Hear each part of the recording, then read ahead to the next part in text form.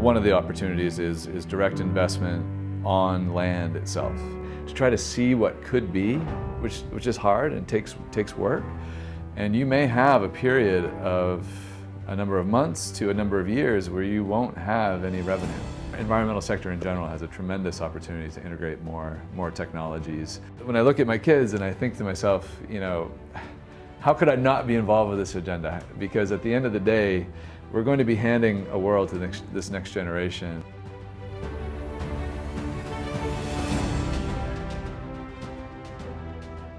My perception right now is that there is a lack of appropriate finance, but more than that, there is finance out there. Some of it needs to match better, with the term that we need in order to work with Mother Nature. It can be a longer term endeavor than what a lot of financiers are used to. But the major bottleneck that we see is around capacity and planning. In the case of private finance, this is manifesting in sort of business models that are starting to prove results, on the ground, but at the same time are having a hard time scaling and accessing the finance they need, because I think oftentimes the plans aren't fully in place, or those plans aren't fully communicated to the financiers that would be interested in them. In the case of the public sector, we're also seeing that a lot of the finance that's going into restoration is in the form of projects, and these are medium scale, we might say tens of thousands of hectares that are actually being restored, which is a very good thing.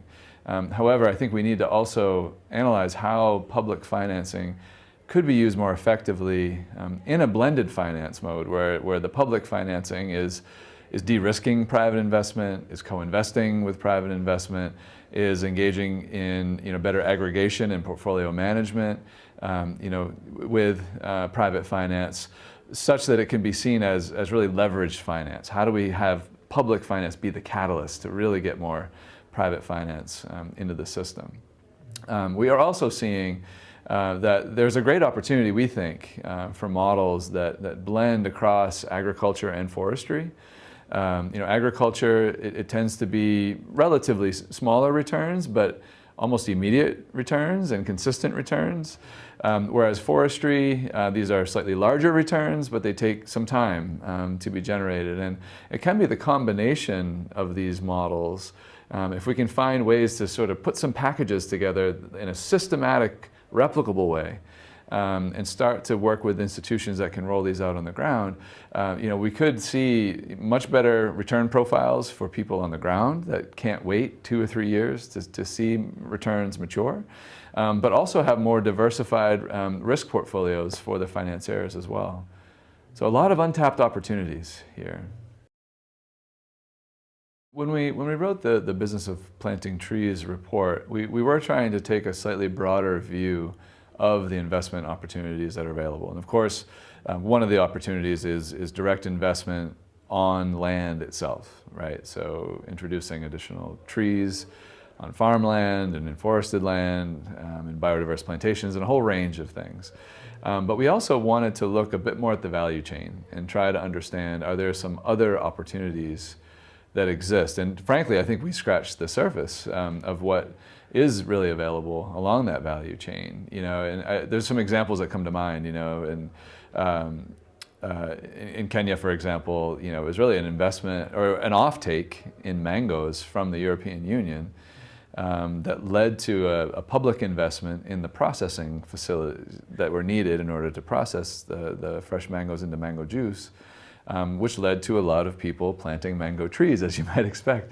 And so I think, in some ways, what we wanted to do with the Business of Planting Trees was to open all of our minds, including our own, to this entire chain of different types of investment that are available.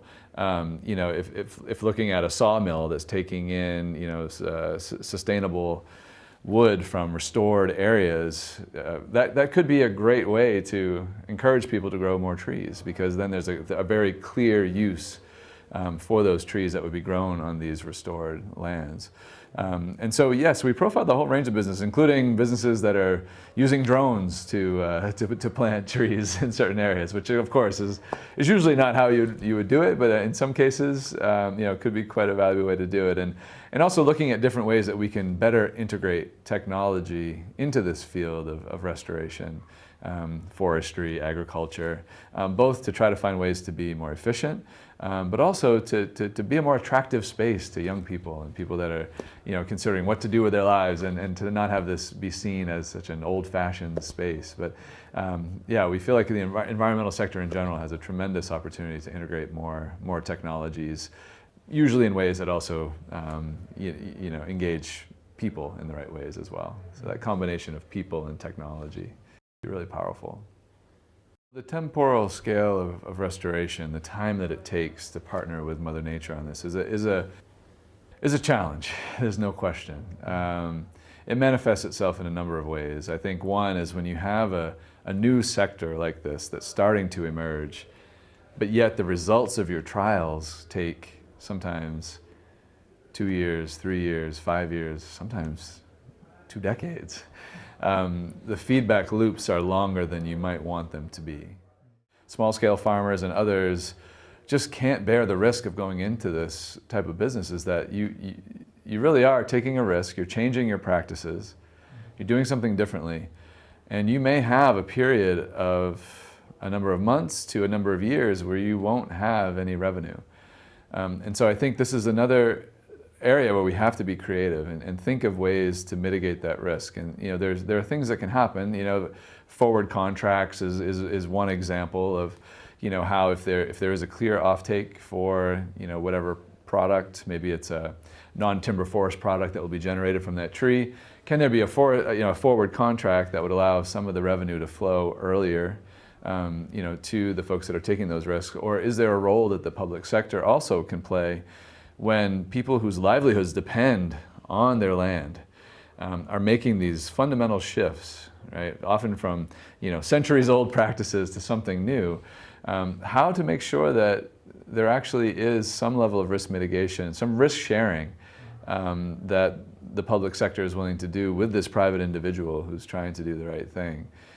So I think we need to recognize the sacrifice and the risk that we're often asking people to take, and be realistic about what's possible, and then find ways to really cushion that risk and that transition to this sort of new restoration economy. What inspires me to work in this field? Well, there's something really empowering about restoration. A lot of the news that we hear day in, day out is how we're slowly degrading our planet, our one and only spaceship Earth, right? But with restoration, and first and foremost, we should not degrade it to begin with, and we need to, as human society, we need to better recognize, what we are doing to our fragile home, and recognize the benefits that we are receiving from our ecosystem. So that's first and foremost. But I think what's really inspiring about the restoration agenda is that we can actually fix some of what we've done. We can heal some of what's been broken. It can often be time-consuming, it can be expensive, so again, we should try to avoid degradation wherever we can.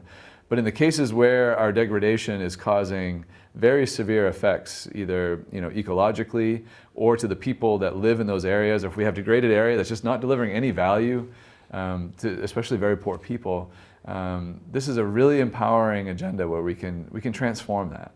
And as a practitioner, but also as a dad, when I look at my kids and I think to myself, how could I not be involved with this agenda? Because at the end of the day, we're going to be handing a world to this next generation. And for me, personally, I want to do everything I can and fight as hard as I can to give them a better world than the trajectory that we have right now. It scares me. And so I love this agenda. And I think if we can get more and more people inspired to understand and see what's not there yet, to try to see what could be, which is hard and takes work and takes imagination. But if we can create that space for ourselves and our own imagination to say what can be, what do we demand from ourselves for the next generation?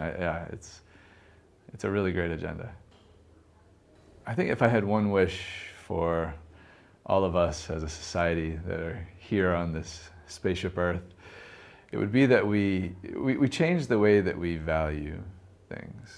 I think in a fast-paced society where all of us, of course, want material comforts, how do we get back to basics a little bit and start to value, when we live in a city, that nearby forest that actually provides us with our clean water, that we just don't see the value at all.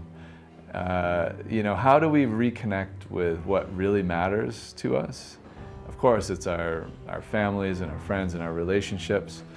But I think, and we all need material comforts, and we should work really hard to make sure that everyone has material comforts, but at the same time, recognizing our limits and recognizing each of our role in valuing the things that truly matter, and without them, we as a society can't survive.